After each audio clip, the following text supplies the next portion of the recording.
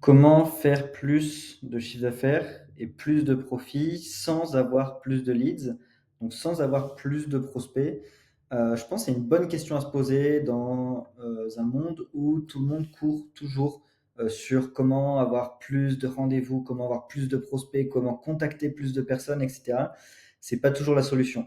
Pourquoi? Parce que quand tu fais ça, tu contactes plus de personnes, donc tu génères plus d'emmerdes mathématiquement dans ton business. Tu vas avoir besoin de plus de closers ou plus de systèmes de vente, tu vas avoir plus de demandes de remboursement, plus de tickets à ton support client. Donc tu dois comprendre que plus d'humains égale plus d'emmerdes, que ce soit en termes de clients ou que ce soit pour toi en interne. Hop, je vais même le mettre ici. Hop, égale plus de problèmes. Et donc, l'idée, c'est de se dire comment je peux faire plus avec moins. Less is more, c'est vraiment quelque chose de super important. Et comment je peux faire plus de chiffre d'affaires avec moins de prospects ou avec un nombre de prospects identique. Donc là, pour ça, je t'ai mis une magnifique coupe de jus de citron et tu vas me dire, mais qu'est-ce qu'il me raconte? Cette vidéo, elle est vraiment bizarre, je vais me barrer. Et bien, ce serait dommage pour toi parce que tu vas louper tout ce que je vais te partager dans cette vidéo. Basé, tu verras, sur 750 000 euros encaissés l'année dernière avec la méthode que je vais te partager dans un instant. Donc aujourd'hui, si tu veux plus de jus de citron dans ta coupe, qu'est-ce que tu fais? Tu as l'option A qui est d'acheter des citrons, tu les presses et tu as des nouveaux jus. Ou alors, tu cherches à faire un peu différent et à simplement mieux presser tes citrons.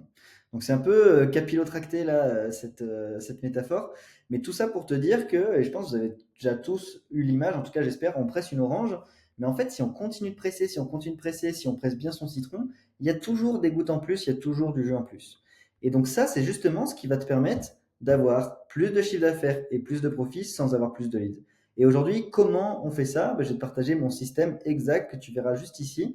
Hop, je te spoil un peu pour le watch time, mais je vais t'expliquer justement comment tu peux faire ça et comment ça m'a permis d'encaisser 750 000 euros l'année dernière, en 2023. Donc, juste pour te prévenir, ce que je vais te montrer, tu vas le mettre en place une seule fois, ça va tourner en automatique et sache que ça a l'air moins compliqué que ça en a l'air parce que si tu rates comme ça et que tu n'es pas forcément habitué au système automatique, ça peut te faire un peu peur. Sache que c'est indispensable pour scaler sans humain. Donc setting, et bref, je t'ai déjà expliqué des coachs, des machins, de la livraison, du support client, plein de prospects, plein de calls, plein de closers, ou alors plein de problèmes directement liés au fait que tu as plus d'humains. Ça va te permettre d'augmenter ta LTV, ta lifetime value, combien un client va te payer. Donc, tu vas gagner plus d'argent par client qui rentre chez toi et tu vas baisser ton coût d'acquisition. Donc, tu vas payer moins cher pour obtenir un client, notamment si tu fais de la publicité. Aujourd'hui, tu as deux moyens mathématiques de scaler, d'augmenter combien un client te rapporte, de baisser combien ça te coûte pour avoir un client.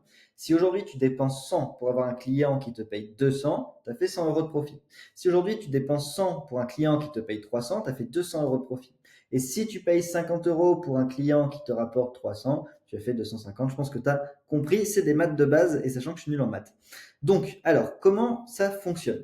On va utiliser l'email marketing qui est aujourd'hui, pour plein de raisons, et j'ai pas envie de te le vendre là, le meilleur canal marketing. Il ne dépend pas des algorithmes, il ne dépend pas d'un compte publicitaire, tu peux pas te le faire shutdown. Tu es vraiment propriétaire, les leads sont plus qualifiés, le ROI est prouvé, ça existe depuis le début d'Internet, c'est anti-crise, c'est anti-fragile. Bref, c'est clairement le meilleur canal et l'un sur lequel tu devrais mettre le plus d'attention aujourd'hui dans ton business. Donc aujourd'hui, tu as ton trafic, qu'il soit organique, payant ou pas, on s'en fout. Tu vas envoyer des gens normalement sur une page opt-in. Les gens qui n'envoient pas sur une page opt-in, vous perdez vos leads si vous les envoyez directement sur un contenu parce que vous ne récupérez pas l'information essentielle, à savoir son adresse email, son numéro, et donc vous ne pourrez pas le recontacter. Aujourd'hui, ce qui compte, c'est d'avoir un trafic qu'on possède. Et tant que tu n'as pas le numéro de téléphone, tu ne possèdes pas ton trafic. Avoir 10 000 abonnés sur Instagram, ce n'est pas posséder ton trafic parce que tu ne possèdes pas ton compte. Ton compte, il peut être shutdown du jour au lendemain, alors que ta liste email ne peut pas être shutdown. C'est simplement un fichier Excel. Tu l'exportes, tu le mets dans une clé USB, tu le mets dans ta poche. Tu fais 10 000 km, tu vas au fin fond de je ne sais où, de l'Australie, tu la plugues sur un ordinateur, tu peux envoyer des emails. Alors que ton compte Instagram, s'il est shutdown, il n'y a rien à faire. Donc, quand on voit ton trafic, il y a deux options. Soit les gens, ils opt-in, donc ils laissent leurs informations, soit ils ne laissent pas.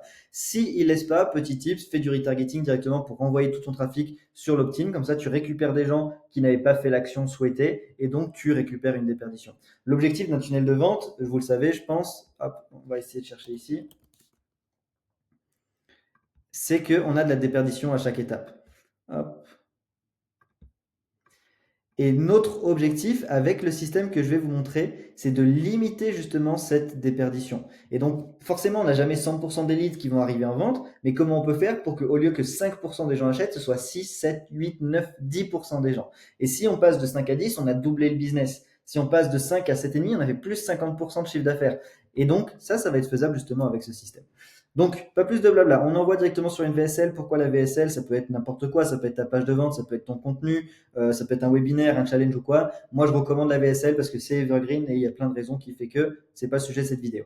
Sur cette VSL, il peut se passer trois choses. Soit la personne essaye de quitter donc la VSL, c'est là où tu vas lui mettre directement un exit pop-up où tu vas envoyer la même chose mais à l'écrit. Parce qu'il y a des gens qui aiment écouter, d'autres qui aiment écrire. Donc tu envoies ta page de vente sur un exit pop-up en disant attends, ne quitte pas, regarde cette masterclass à l'écrit tout simplement ou lis la page qui explique exactement notre process de A à Z. Sur la VSL, il y a deux options. Est-ce qu'il a vu l'offre ou il n'a pas vu l'offre? S'il n'a pas vu l'offre, ça ne sert à rien de l'envoyer plus loin parce qu'il n'est pas conscient de ce que tu fais. Donc, ce sera un lead pas qualifié. Donc, ce prospect, il va falloir lui envoyer des séquences email. À chaque fois que je mets des flèches ici, c'est des emails pour le renvoyer sur la VSL ou potentiellement même sur la page de vente. Hop, ici. Ensuite, s'il a vu l'offre. S'il a vu l'offre, on va l'envoyer directement sur un form, donc un questionnaire de préqualification. Potentiellement, si tu n'as pas beaucoup de volume, tu peux envoyer directement sur Calendly, c'est largement faisable, surtout si tu fais du B2B. Si tu fais du B2C ou que tu as une cible qui peut potentiellement amener des leads pas qualifiés, notamment si tu fais du B2C un peu broad, un peu mass market, ça peut être intéressant de mettre un form où tu vas poser des questions discriminatoires, par exemple le budget, le niveau, quand est-ce qu'il veut se lancer, est-ce que c'est urgent ou pas, etc. Et naturellement, tu auras des gens que tu vas dégager. Basé sur ce form, il y a plusieurs options. Est-ce qu'il est qualifié ou il n'est pas qualifié? D'ailleurs, la page de vente envoie sur le form également. S'il est qualifié, il va tomber sur un booking, donc il va pouvoir réserver son appel. S'il n'est pas qualifié, on va l'envoyer sur un downsell, c'est-à-dire un offre evergreen, low ticket, qu'il va pouvoir acheter entre 47 et 197 euros sans aucun problème. Nous, on vend 197 par exemple, et ça marche bien. Tu peux même avoir des downsell plus chers. L'idée, c'est d'avoir quelque chose de moins cher que ton offre principale. Si ton offre principale est à 3000 euros, c'est bien d'avoir un downsell autour des 200 euros. Si ton offre principale est à 1000 euros, c'est bien d'avoir un downsell entre 50 et 100 euros. Donc plus ou moins 10% du prix de ton produit phare, tout simplement. Le downsell, s'il n'achète pas, on peut lui faire une séquence directement pour le repousser vers le downsell et dire dépêche-toi, urgence, etc. Bref, vraiment maximiser le nombre de personnes. Ça, juste pour info, ça nous liquide 30% des ads. Aujourd'hui, si on dépense 10 000 euros en publicité sur un mois, on va faire 3 000 euros avec le downsell sur des gens pas qualifiés qui de toute façon ne correspondaient pas à nos critères. Ça veut dire qu'automatiquement, on a récupéré de l'argent. Et ici, on a déjà récupéré de l'argent aussi avec le retargeting. Donc là, on est vraiment en mode, justement, je presse mes citrons. Donc j'espère que cette vidéo vous intéresse. Mais c'est vraiment super important et c'est primordial à comprendre si vous voulez scaler. Donc, si le prospect est qualifié, il tombe sur un booking. S'il achète le downsell, on va l'upseller. Donc, si la personne prend l'upsell, on l'envoie sur le booking également. Une fois qu'il a réservé son appel, il y a deux options. Soit il va show up sur ton call, soit il va no show. S'il va no show, on va le renvoyer vers un appel s'il est qualifié ou potentiellement l'envoyer vers un downsell. Hop. On va faire ça bien quand même.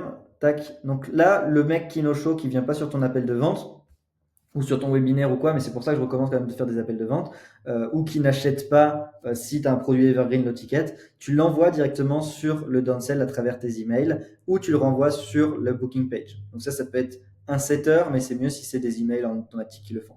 S'il show up, qu'est-ce qui se passe? Il va vendre ou pas vendre. Il y a deux options. Tu vas avoir ton taux de closing. Ok, j'ai 100 appels, je fais 30 ventes, magnifique. Super, tu as des ventes. Si tu ne vends pas, qu'est-ce qui se passe? Tu vas follow up. L'objectif de ce follow up sera quoi? D'amener directement, hop, la vente. Donc, on va faire ça comme ça. Parce qu'il y a des gens qui ont besoin de plus de temps et c'est tout à fait normal. Hop. Ou alors, ton follow up peut directement également amener sur, hop, le downsell. Donc là, on va faire ça et on va faire ça. Donc, si au final le prospect dit non, mais je suis pas prêt ou quoi, rien n'empêche de le follow-up, donc faire un suivi avec lui et de l'envoyer sur ton offre plus basse. Encore une fois, tu presses tes citrons et tu récupères de l'argent. C'est super important. Et juste ici, tu peux récupérer facilement 5% de l'ad spend. Ici, tu récupères 30%, tu as déjà récupéré 35%. Tu dépenses 1 euro, tu as récupéré déjà 30 centimes de manière prévisible juste avec ça. Ça, c'est juste les automations. En plus, là, on parle même pas de newsletter, etc. après. Donc, la personne qui a acheté, qu'est-ce qui se passe? Tu vas livrer ton produit. Une fois que tu as livré ton produit, qu'est-ce qui se passe? Tu vas directement l'upseller ou lui faire de la continuité. Parce que la personne elle est satisfaite, elle a envie d'aller plus loin. Donc, soit tu lui revends la même chose plus cher, soit plus longtemps, soit la même chose avec plus. Et donc, ton upsell, si les gens ils le prennent, tu vas relivrer, ils vont être contents et tu peux soit les re-upseller, soit rajouter de la continuité. Avec ça, avec le back-end, tu peux faire x2 sur ton business, tu peux ajouter plus 100% de CA ici, entre plus 50 et plus 100%. Donc c'est juste titanesque. Si aujourd'hui tu vends un produit à 3000 euros de front-end et que tu ajoutes un upsell, tu peux vraiment littéralement doubler ton business. Donc c'est ce système tout bête comme chou au final, mais qu'il faut vraiment identifier pour arriver à presser ces citrons et remplir notre verre sans forcément acheter des nouveaux citrons. Et une fois que tu as ça en place, tu sais que tout est optimisé et tu presses vraiment tes citrons, donc tes leads, eh bien, tu vas pouvoir ajouter plus de leads dans la machine parce que plus tu vas rentrer de monde ici dans le trafic et dans l'opt-in, plus mathématiquement tu auras des résultats. Et c'est exactement ce système qui, sur l'année dernière, hop, je vais essayer de zoomer, sur 1,6 million, un peu plus de collectés, donc là c'est de la collecte, on a généré 750 000 euros en last click avec les emails. Donc c'est juste titanesque et c'est vraiment ce qui nous rapporte le plus de cash. Et sur les gros business, tous nos clients qu'on accompagne, c'est ce qui rapporte le plus de cash également. Donc voilà ce que je voulais te présenter aujourd'hui. J'espère que c'est clair. Et la morale de cette histoire, c'est faire plus de CA et plus de profit sans avoir plus de leads. Parce que aujourd'hui, si tu as un système et que tu n'optimises pas comme ça, tu fais rentrer 100 leads et les gens au final, ils sont perdus dans la nature. Et là, si on va remarquer, hop, stats, follow-up, sales. Si on regarde ici, 48% des gens, des commerciaux, ne vont jamais follow-up un prospect. À l'inverse, 80% des ventes sont faites après le 5e ou le 12e contact. C'est super important d'avoir des points de contact constants avec ton audience. Et la personne qui sort de tout ça, ensuite, tu peux directement l'envoyer sur une newsletter. Donc, tous les gens, au final, que tu n'as pas closé, qui n'ont rien acheté, tu les envoies ici sur un bucket newsletter où là, tu vas continuer de les nurturer. Et à travers le nurturing, tu vas envoyer directement sur la page de vente, sur la VSL, sur ton form directement, pourquoi pas sur ta page de booking ou potentiellement, si c'est des gens qui ont déjà acheté un produit, sur ton upsell de backend. Mais c'est comme ça qu'aujourd'hui, tu peux générer beaucoup plus pour chaque lead et que tu peux presser tes citrons, avoir plus de rentabilité. Et je vais m'arrêter ici parce que je commence à me répéter, donc ça veut dire que j'ai rien à ajouter.